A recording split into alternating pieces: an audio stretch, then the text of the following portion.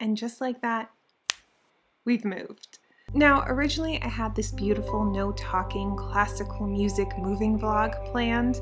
It was going to open up on our home, showing how each room looked pre-move, then cut to shots of us packing up our things, eating pizza on the floor, and moving our stuff up to our new home. It would then fade to black and open up on me sitting on the floor of our now empty living room, where I would explain our new living situation, what I loved about the place we were leaving behind, what I would change about it, and what I was looking forward to going forward in our new home. But as you can tell by the missing footage, nothing really went to plan. Our move ended up being the farthest thing from a romanticized moving vlog for quite a few reasons. One of which being, the main one that you've probably guessed, choosing the worst time to move. Possibly ever in the year of 2020. I mean, things could get worse, but let's hope they don't. I should mention though, the move started well enough, thanks to a pretty awesome plan I created.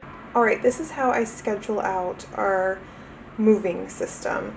First of all, I have on a blank sheet of paper just a list of things I'm going to need till the very last day of the move, sectioned into each room of the home. Here I have a list of each of the rooms just so I know where I need to kind of divide and conquer. This is a calendar. On the right hand side we have notes of just kind of figuring out what needs to be done in each room. Not done filling it out yet.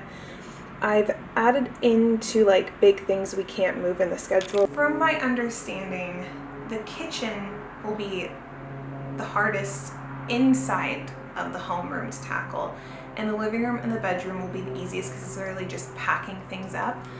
Bathroom and laundry room are kind of in the middle because I don't know what I'll need during this month versus what I can like pack up and move already. The garage though, the garage is going to be like living hell. It's a nightmare. I rarely go in there because it just stresses me out. So I think what I need to do first and foremost is check out the garage. This garage is disgusting. There's just too much junk and I need to go through it, and it's very overwhelming and I'm kind of having a little freak out about it. I even stupidly predicted it would only take about 2 weeks. If we follow everything to the T, we should actually be finished with this whole thing within like 2 weeks, but we're probably gonna procrastinate some more. That plan even evolved into a new and improved one that I really believed would expedite the whole moving process. Yesterday, I created possibly the best moving plan strategy for our household. I don't know if this would work for other people. I have always been someone who like makes calendars and like says when things go where, but I now made a spreadsheet on here. First page are dates of when rooms need to be tackled slash hopefully like moving to their new homes, and then each page after that is just dedicated to each room, and within that is each item of furniture that we own or section of things. Like books are one category, games are one category, camera gear is one category, and so we like have a section for decluttering, selling, Goodwill, you know, like any section you can think of. This way, because Henry and I have very non-compatible schedules right now. Life is just a hot mess because, as the universe would have it, you can never move when your life is not currently in a place of disarray. So this just works out because then we don't need to wait for the other person to go over what our plan is. We just like have it all typed up there. We can get this over with, and maybe we'll have a peaceful move. So I don't know, we'll see if this works. Probably won't, but so far it's good. Then came the fateful day. The day we were supposed to move everything up, well, our first load of stuff up, to the new place with my youngest sister. What are you doing? Are you queen of the palace? Are you queen of the palace, Bubs? She's the queen. She's get up First things first, let's start with this drawer.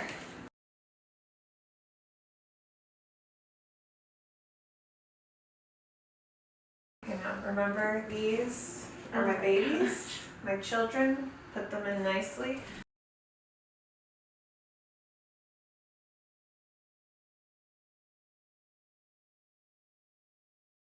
Oh, where do I even begin? So it is, I should have checked what date it is, but I will put it on screen here. It is a Monday, and the I mean, we all know what's happening right now in the world. So we spent Friday packing and we got a lot of it done. Then Saturday morning, I was watering the plants and, oh, this is so gross. We found cockroaches. We have since found out that one of our house plants does attract cockroaches or something really weird. And since we live in a very, very old building and California is known to have a lot of cockroaches, they were already there, but I guess they came into the, I don't know how to explain it. We're very, very clean people, but when you live in an old building that already has cockroaches and they like to make home in something dark and damp, they choose your peace lily plant. Because of that, we kind of freaked out, one, because of I think by that point the coronavirus had been labeled as a pandemic. We had to move by that point in 12 days. We had to be out of our place, and there was the cockroaches, and so Henry was like, we have to repack everything and make sure we're not bringing up any cockroaches with us. So because of that, the day took even longer, and it was just a crazy day. So we left a lot later.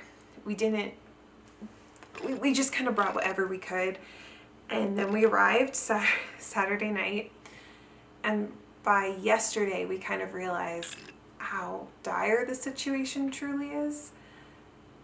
And yeah, this is not making any sense, this section. I'm probably mumbling a lot because I don't know how to make sense of this. I don't think anyone truly does. There hasn't been any clear direction on how to proceed and how to handle it. So because of all this, Henry has decided it is best if I do not leave this place due to my situation in life.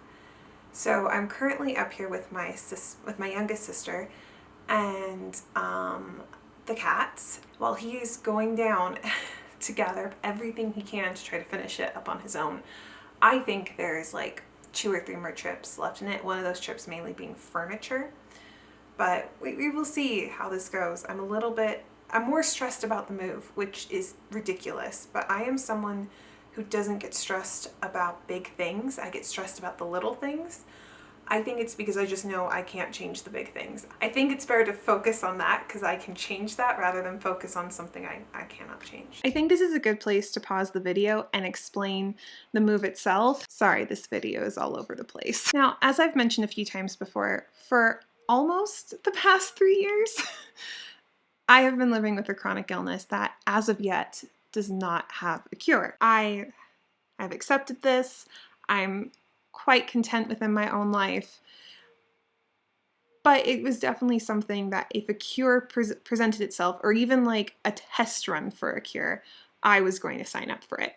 About a year ago, actually, Henry and I decided to visit a family member's cabin in the woods. While we were there, I noticed a lot of my symptoms had lessened, not quite disappeared, but became easier to bear. Food wasn't as painful to digest, and I was actually able to move my body without as much discomfort, and especially without passing out, because I would pass out a lot just by like walking up the stairs. Not like fainting, like passing out sleeping wise. Sadly, it only lasted while we were up in the mountains. So by the time I was able to go to my next doctor's appointment, I filled her in on it, and she told me that the few rare cases she had seen of someone curing an illness like mine was by moving up to the mountains or into the middle of the woods, basically somewhere in nature that isn't surrounded by, there's a squirrel. Sorry. Basically somewhere in nature that isn't surrounded by a lot of people, hustle and bustle, or pollution. And since getting sick, I have made friends with a lot of people with similar chronic illnesses to mine. And the few that had cured their illnesses said the same thing, that they were only able to cure theirs by moving up to the mountains or the forest. In fact, one friend I have who has the same exact thing as me moved up to the same mountain town I'm currently living in and was able to cure herself. So after a lot of discussion and planning, we decided that it was probably best for us to move up to the mountains for about a year or two to see if it actually works. Since the cabin in the woods is only really used on the weekends, the family member who owned it was extremely kind enough to let us stay here during that time. I recognize this is a huge privilege, and I promise I don't take it for granted. In fact, I feel guilty that I get this privilege. I can't put into words how long I've been living with this and the pain, and now to have a family member say, hey, you can live at my cabin in the woods and hopefully, you know, you get better. It's just, I'm not really good at showing emotion. I'm not really good at talking about my feelings, but just know I'm extremely grateful. And the people who are helping know, because I'm better at showing how I feel to them than to a camera. Hopefully that makes sense. Anyways, back to the video. While Henry made his way down to finish up the move, the cat, my sister, and I stayed behind to try to transform the weekend cabin into a functioning home. It was my job to unpack and find places for all the things we brought up, which is still a work in progress, by the way. Check all of our belongings to make sure there were no more cockroaches, as well as going through all the kitchen cupboards to discard everything that was out of date. Example, I found a bunch of expired food from 2012. It was disgusting, especially the mayonnaise. 2 weeks later, my mom and I met at a midpoint to exchange live cargo, aka my sister and Henry. Why are you recording? I thought they were gonna pull up right next to me, but who knows? Okay. Oh, come on, let's do this. Oh, it's Poppy! Yeah, right here. Ooh. Oh, shit.